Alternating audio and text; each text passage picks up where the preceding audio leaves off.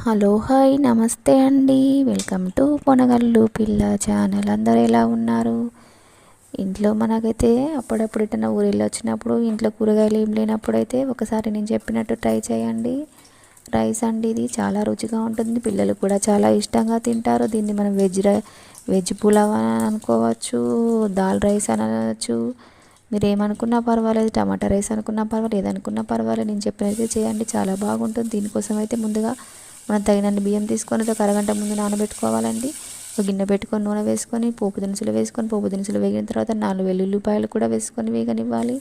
ఆ వేగిన తర్వాత పచ్చిమిర్చి ఉల్లిపాయ ముక్కలు కూడా వేసుకొని వేగనివ్వాలి. ఆ వేగిన తర్వాత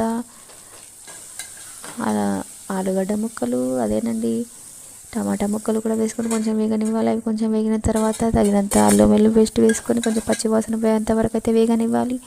అవి వేగిన తర్వాత మనం బియ్యానికి సరిపడా ఒక గ్లాసు బియ్యానికి అయితే 1 గ్లాసున్నర నీళ్ళు అయితే పోసుకోవాలండి. నేను ఇక్కడ 2 గ్లాసుల బియ్యం గ్లాసున్నర మేము తీసుకొని నీళ్ళు పోసుకున్నాను. ఉప్పు వేసుకోవాలి, తగినంత ఉప్పు వేసుకొని ఎసరు వచ్చేంత వరకు అయితే మరగనివ్వాలి. ఎసరు అయితే వచ్చింది. ఎసరు మరిగిన తర్వాత అయితే బియ్యం వేసుకొని ఉడకనివ్వాలి. అన్నం అయితే రెడీ అయిపోతుంది. అన్నం రెడీ అయిపోయిన తర్వాత కొత్తిమీరతో పైన గార్నిష్ చేసుకొని కలుపుకుంటేనైతే వెజ్ పులావ్, పప్పు రైసు ఏదైనా అనుకోవచ్చు అయితే రెడీ అయిపోతుందండి. చాలా రుచిగా ఉంటుంది. ఇలాంటి కుకింగ్ వీడియోస్ కోసం అయితే నా ఛానల్ సబ్స్క్రైబ్ చేసుకొని లైక్ చేయండి, షేర్ చేయండి, కామెంట్ చేయండి. Okay friends.